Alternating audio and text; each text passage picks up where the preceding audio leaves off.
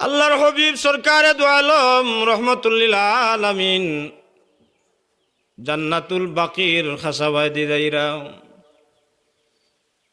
জান্নাতুল বাকি যারা গেছেন সৌদি আরব মদিনা শরীফ যারা গেছেন দেখছেন জান্নাতুল বাকি ও জান্নাতুল বাকির খাসাবাদি যাইরা এক খবরের খাসাত গিয়া নবী দাঁড়াই গেছেন পিছনে সাহাবায়ে কেরাম হলো নবী দাঁড়াইছেন তো সাহাবায়ে কেরাম হলো দাঁড়াই গেছেন।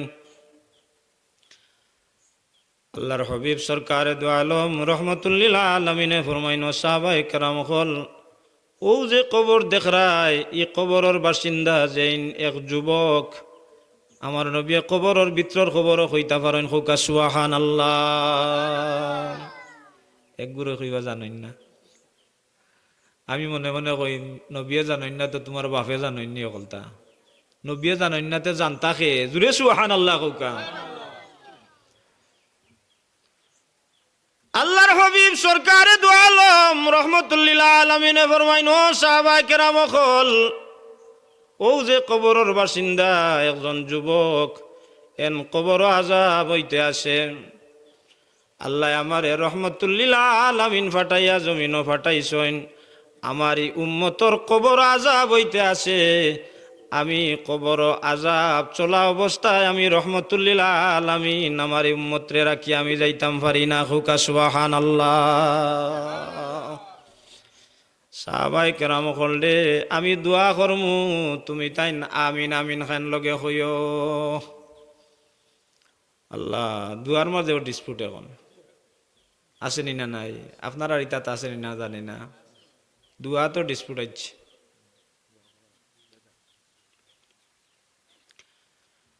আল্লাহর হবিব সরকারে দু আলম রহমতুল্লিল আলামিনে হাত তুলইন তুলিয়া আল্লাহর দরবার কইন আল্লাহ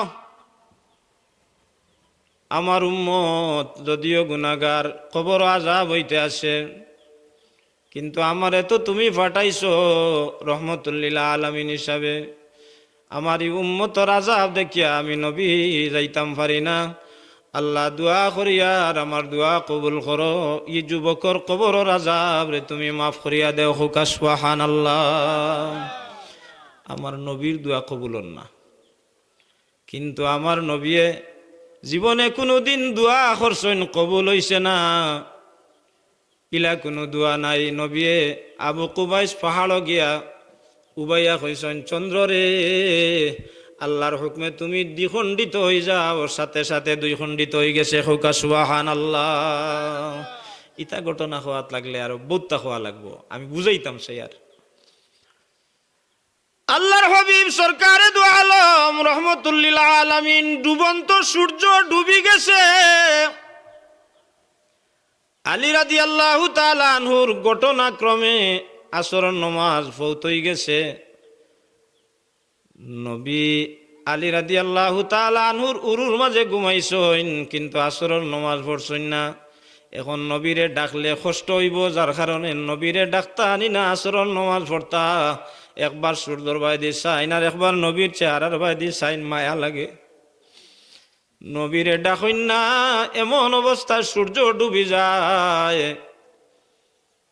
আলী রাদিয়াল্লাহু তাআলা আনহু ওজোর দ্বারা কান্না শুরু করছেন, চক্ষুর পানি নবীর চেহারার মাঝে যখন পড়ছে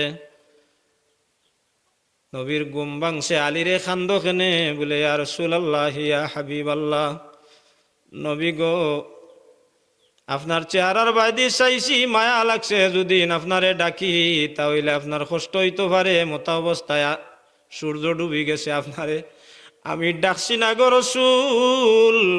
আমার জীবনে কোনোদিন নমাজ কজা হইছে না। মাটি ফড়িয়া গড়াগড়ি দেওয়া আরম্ভ করছেন আমার নবী, হাত তুলিয়া কইন আল্লাহ আজকে যদি আলীর নমাজের ব্যবস্থা না করিয়া দেন তাহলে এক গুঁড়ো বন্ড জমিন আইবা, এরা কইব নবীর মহব্বত থাকলে নমাজ লাগে না। ইতা কইন তো এখনো কইলাইন আল্লাহ আমার আলীর নমাজের ব্যবস্থা করিয়া দেউকা। আল্লাহ পরবর্তীকারে আলমে জিবরিল রে পাঠাইয়া কইন রে জিবরিল আমার নবীরে কও সূর্যরে তাইন হুকুম করতা সূর্য উঠিয়া আইব, জুড়ে সুবহানাল্লাহ কওকা। ইনো মাতলে আর অবশ্য সময় যাইব। আমার নবী কইন ভাই জিবরিল আমি হুকুম করতাম কেন আল্লাহ তুলিয়া দিলাইলেও তো পারেন। জিবরিল এখন ইয়া রাসূলুল্লাহ ইয়া হাবিবাল্লাহ নবী গো, সূর্যরে আল্লাহ যখন দীপ্তিমান করিয়া পাওয়ারফুল করিয়া যেদিন সূর্যরে আল্লাহ সৃষ্টি করলা গো রাসূল, এই দিন সূর্য আল্লাহর গেছে একটা দরখাস্ত করছিল, আল্লাহ আমি সূর্যরে এত পাওয়ারফুল করিয়া দীপ্তিমান করিয়া তুমি খেনে বানাইলাই। আল্লাহ পরবর্তীকারে আলমে সেই দিন জবাব দিছিলা সূর্যরে খালি তোমারে নাই, আমি যা কিছু সৃষ্টি করছি একজনের খাতিরে করছি, এই নইলা মুহাম্মদুর রাসূলুল্লাহ সাল্লাল্লাহু আলাইহি ওয়াসাল্লাম। ও সূর্য কইছিল আল্লাহ অন্তত একদিনটা হইলেও তোমার নবীর ফাসনি খান যেন আমি শুনতাম পারি, হুকা সুবহানাল্লাহ। ও আল্লাহ পরবর্তীকারে আলমে সূর্যর দরখাস্তরে আল্লাহ কবুল করছলা সেই দিন, যার কারণে আল্লাহ হইয়া দিছই আজকে আসছে সূর্যরে আপনি ফাঁসিটা সূর্য উঠিয়া আইব, হুকা সুবহানাল্লাহ। আমার নবীর সূর্যরে ডাক হই না কইন্ডে সূর্য যতখান উঠলে আসরণ নমাজও রক্ত আসরণ নমাজ আদায় করা যায় অতখান তুমি উঠিয়াও কন্যা সুবহানাল্লাহ। নবী হইতে দেরি হইছে, সূর্য আসমানে উঠতে দেরি হয় না, জুড়ে সুবহানাল্লাহ হোকা। ও নবীর দোয়া কবুল না, একবার দুইবার তিনবার পর্যন্ত দোয়া করছেন কিন্তু দোয়া কবুল হয় না। আমার নবী কইন আল্লাহ আজকে আমি নবীর হাতর দাম আপনার কাছে কমি গেল নাকি? আল্লাহ পরবর্তীকারে আলমে রহমতুল্লিল আলামিন রে ডাকিয়া কইন আমার হাবিব সরকারে দু আলম রহমতুল্লিল আলামিন রে জিবরিল রে পাঠাইয়া কইন রে জিবরিল যা আমার নবীরে জানাই দেও তার হাতর দাম কমছে না, কিন্তু ঘটনা অন্য জায়গাত ঘটি গেছে। এই যে যুবক তার কবরের মাঝে আযাব হইতে আছে, এই যুবকে তার মারে বড় কষ্ট দিছে জমিনও থাকতে, তার মারে মারধর করছে, যার কারণে তার মা তারে মাফ করিয়া দিছেন না। যত সময় পর্যন্ত তার মা তারে মাফ করিয়া না দিবা আপনি নবীর দোয়াও কবুল হইতো নাই, পৃথিবীর খেউরুর দোয়া কবুল হইতো নাই, আমি আল্লাহ তারে মাফ করিয়া দিতাম পারতাম না, হুকা সুবহানাল্লাহ। ও তো খান দাম মা বাপর। আল্লাহর হাবিব সরকারে দু আলম রহমতুল্লিল আলামিন সাহাবায়ে কেরাম হলরে কইন সাহাবায়ে কেরাম হল এই যুবকের বাড়ি চিননি? বলে ইয়া রাসূলুল্লাহ আমরা চিনি। বলে যাও তার মারে গিয়া লইয়াও। সাহাবায়ে কেরাম হল গিয়া তার মারে লইয়া আইছেন। নবী ফরমাইন মা গো এই কবরের বাসিন্দা চিননি তুমি? মা কইন ইয়া রাসূলুল্লাহ ইয়া হাবিবাল্লাহ নবী গো আমার কলিজার টুকরা সন্তানের কবর, হুকা সুবহানাল্লাহ। বলে গো মা তোমার সন্তানের কবর আযাব হইতে আছে, দাও দাও উখরি আগুন জ্বলতে আছে, সাফে কামড়াইতে আছে, যদি তোমার ছেলেটারে তুমি মাফ না করিয়া দেও আল্লাহও মাফ করিয়া দিতা নাই, কবরের আযাব মাফ হইত নাই। মায় চক্ষুর পানি ছাড়িয়া খান্দইনার কইন ইয়া রাসূলুল্লাহ ইয়া হাবিবাল্লাহ নবী গো এই কুলাঙ্গাল রে মাফ করিয়া দিবার কথা আমারে কইন না জানু গো রাসূল। এই সন্তান রে আমি 10 মাস 10 দিন গর্ভধারণ করছি, ছোট্ট কালো তার বাবা মারা গেছেন, আমি আমার সুখর চিন্তা আর করছি না, তারে বড় আদর কদর করিয়া আমি তারে বড় করছি, কুলে ফিটে করিয়া মানুষ করছি, যে হাত দিয়া হে আমারে মারধর করতো ও আতত আমি 1,00,000 বার তারে চুমু খাইছি গো রাসূল। তারে বড় করিয়া যখন তারে বিবাহ দিলাম তার বউর পক্ষ লইয়া আমারে প্রায় দিন মারধর করতো।